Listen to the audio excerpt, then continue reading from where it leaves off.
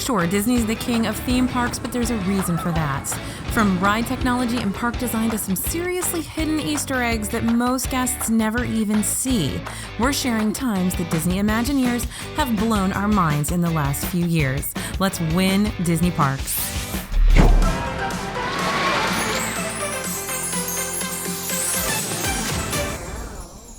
Hey everybody, it's AJ for Disney Food Blog, and I'm so excited about this video because it gives me the opportunity to share some truly incredible things that I want to tell you about the parks and resorts, Disney World, Disneyland, times that the Disney Imagineers have just gone way above and beyond, blown our minds, and really proven why Disney is the king of theme parks. So the important thing here is that a lot of this stuff nobody ever knows or sees. They don't even think about how it fits in to the larger scale of the theme park or the particular park that they're in. So these are some really cool things I want to let you know about so that you can keep your eyes open for them the next time you're there. First up, of course, we need to talk about Pandora and Flight of Passage over in Disney World's Animal Kingdom. So when I was talking to my team about this video, I basically said to them, when have the Disney Imagineers blown your minds? Parentheses, except for Flight of Passage, and parentheses, because we, of course, it blew all of our minds. That's the first thing that's going to pop into anybody's head when you say, hey, when's the last time Disney Imagineers have just gone over the top, above and beyond? So Flight of Passage and Pandora just opened a couple of years ago. In May, it will be 2 years. And it is truly an Imagineering feat. Those floating mountains up there in the sky, practically impossible to tell from the ground how that's done. All the bioluminescent detail all over the ground and throughout the land at night that you can see. And you'll even spot some Easter eggs in the queue for Flight of Passage that reference that incredible mix of Pandora's dark days of mining, and also today where you can see Na'vi paintings and artwork and handprints all over in that ride queue. So you can sort of see the mix and the meld of those things.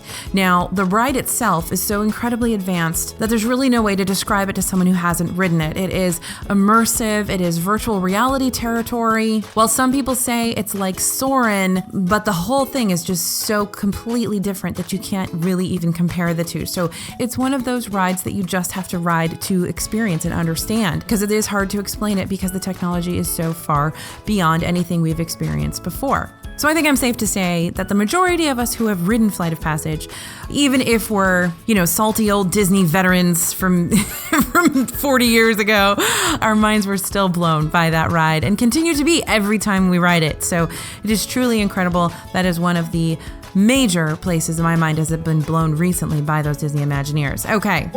Next up, I really want to talk about Cars Land over in Disneyland, Disney California Adventure. So specifically, I want to talk about the mountains behind Radiator Springs.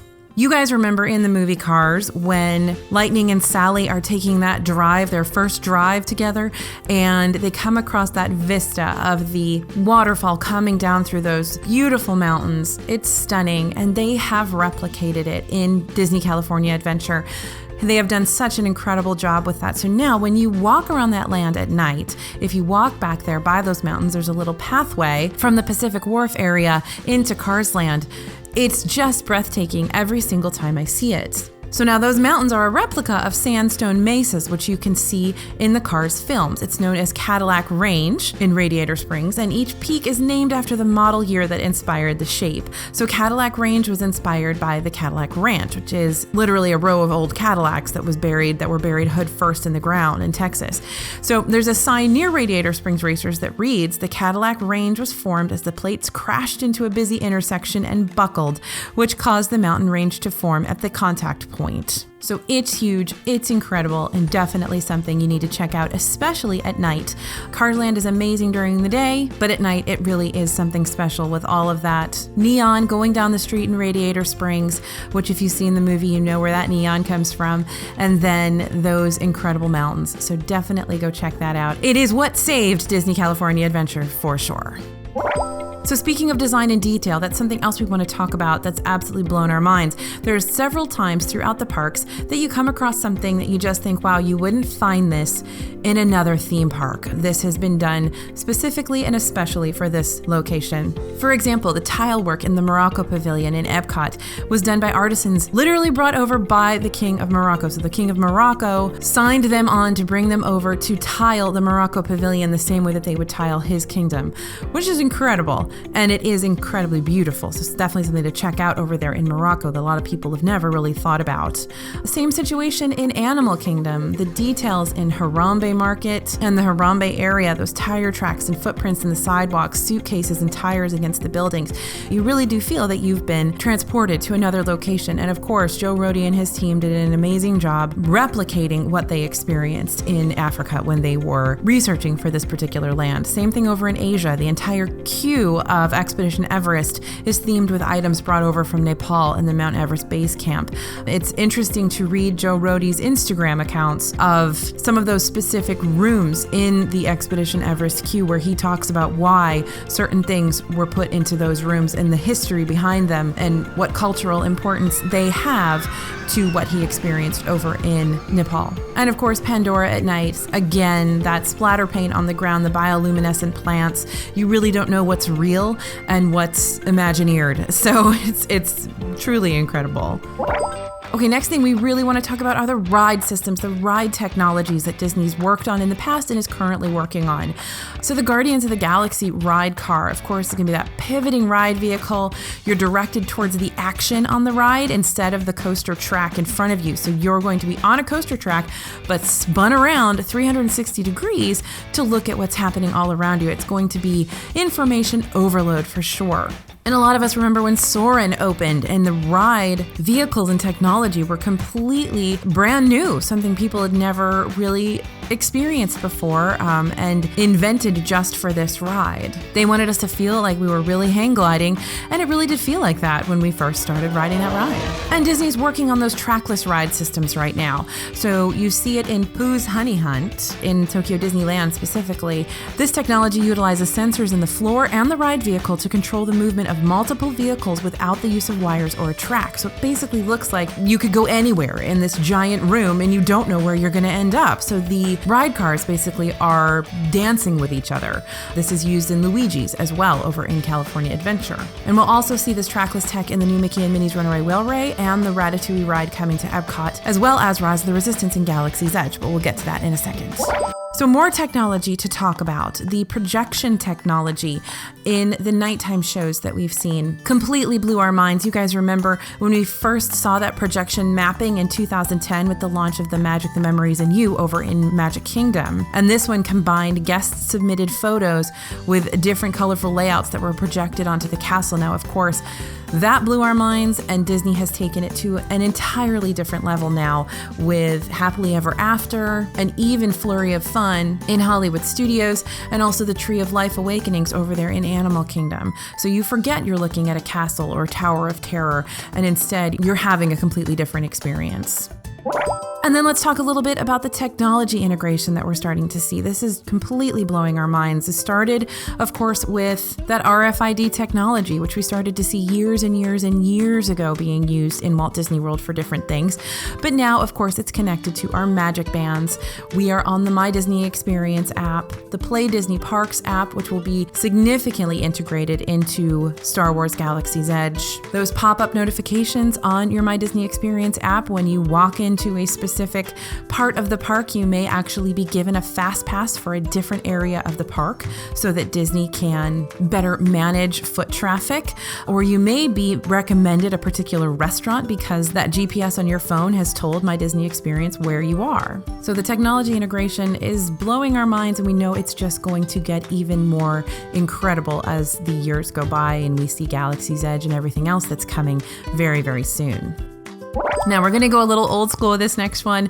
We are, of course, blown away by the Easter eggs in the parks. And by Easter eggs, those of you who don't know, that's a term used for anything that you're kind of hunting or searching for, or little surprises that come through that you weren't necessarily expecting. So Disney's got a lot of these hidden all over the place. From that Leota gravestone, where her eyes open. We've talked about it on the channel a couple of times before, but again, this is something that most people never ever see, but Disney includes it because it's important for those who are focused on the little details. It's something that you might see if you are an old school Disney fan and you've been a million times. This might be something new for you. Also, another one we haven't mentioned on the channel is the Memento Mori mirror face. So over in Memento Mori, which is the gift shop for Haunted Mansion in Magic Kingdom, there is a mirror hanging on the wall. Now, if there's ever a mirror on the wall, it's there for a reason. And this particular one isn't just any ordinary mirror, so ghosts can actually see through from the other side.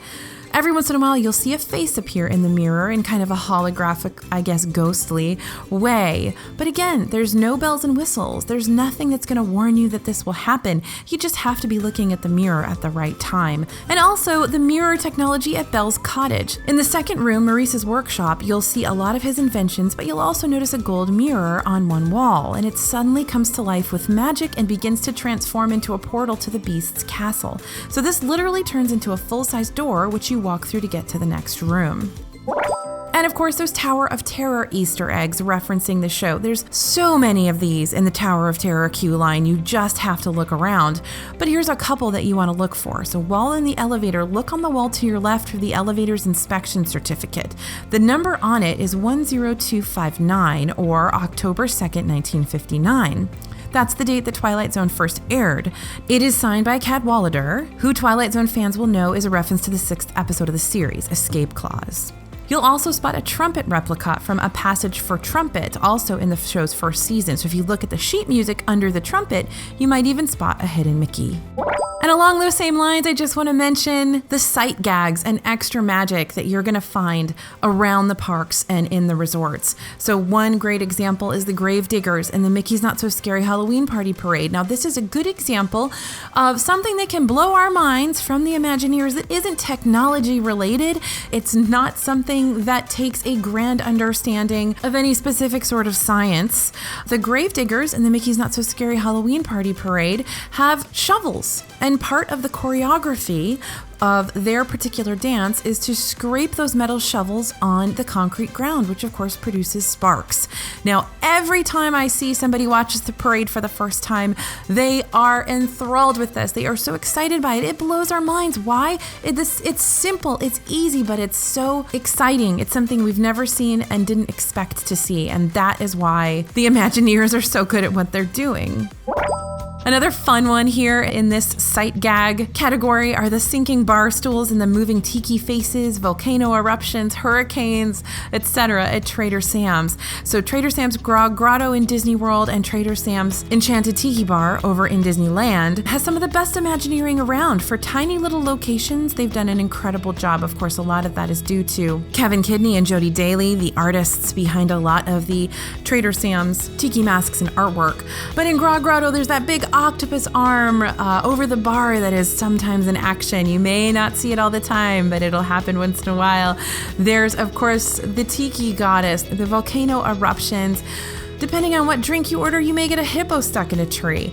So be aware also that even if you just order a soda, you might get stuck on one of those trick bar stools, which sinks down slowly as you're drinking, and you don't even notice that you're getting closer and closer to the floor. So just fun sight gag, fun stuff that, again, nobody needed to put this stuff in here. We'd still go to Trader Sam's, but the fact that it's there makes it even more exciting. Next on our list of things that blew our minds, Tokyo Disney Sea in general. This particular park is unbelievable. I know everybody says it. You won't believe it till you get there. It's the third largest Disney park behind Animal Kingdom and Epcot, but it feels so much bigger. Some of our favorite parts of this particular park, the Mysterious Island section where you'll find all kinds of Jules Verne-inspired attractions like Journey to the Center of the Earth, which is just a weird ride, an incredible dark ride with the same ride tech as Test Track and Radiator Springs Racers, but you'd never guess it. And then of course there's the 20,000 Leagues Under the Sea ride, which is a super weird and imaginative take on that submarine ride concept we've seen in other parks. Fortress Explorations is a huge walkthrough attraction, takes up so much space in that particular park with all kinds of chambers and activities relating back to the Society of Explorers and Adventurers, as we've talked about several times on the channel.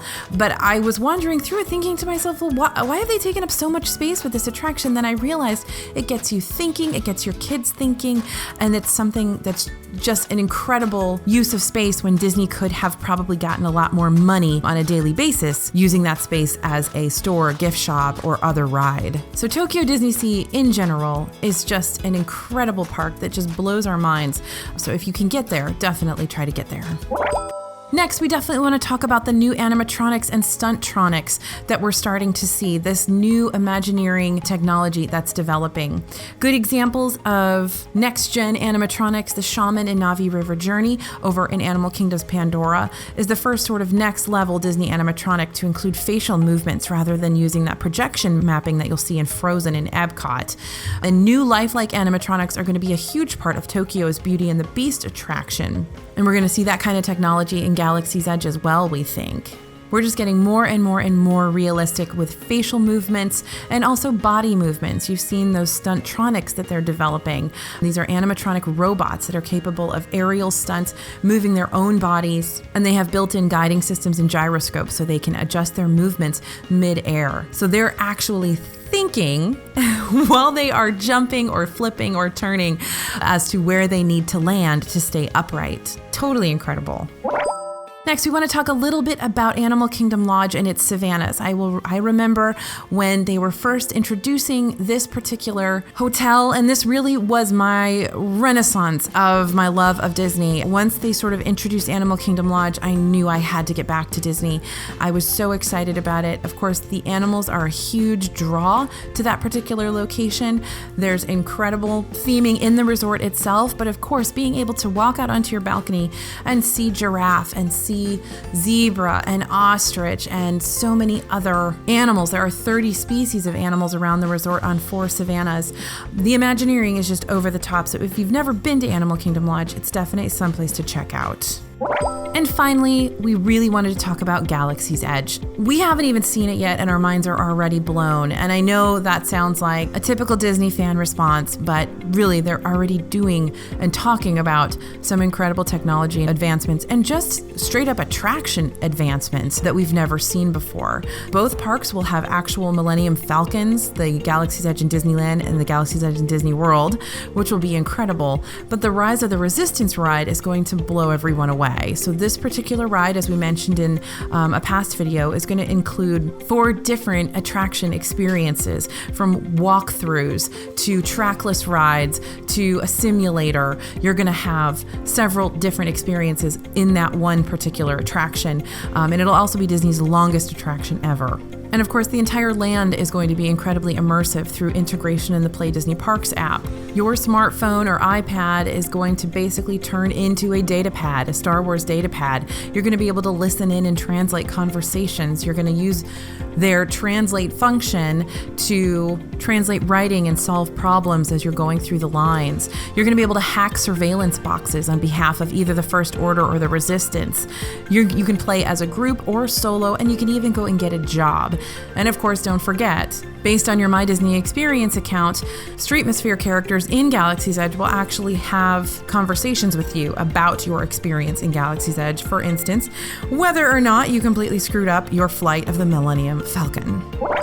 So there are so many ways that Disney Imagineers have blown our minds in the past, and there's a lot of them coming up as well. We wanted to share a few with you just in case you are going to Disney for the first time, or you maybe haven't experienced some of these things that I've talked about, so that you can make sure to put them on your bucket list so you can see them too. Please let us know in the comments what your favorite things are that you've seen, where Disney Imagineering has really struck you as something out of the ordinary or incredible, or created a magical moment for you and your family. We'd love to hear about it in the comments. Thanks for listening to me ramble on this one, you guys. I love talking about this stuff because it's just so incredible to me. We'd love to have you like the channel. Please subscribe to the channel and don't forget to hit that notification button so we can let you know the next time we put out a Disney video. This is AJ for Disney Food Blog, and we'll see you real soon.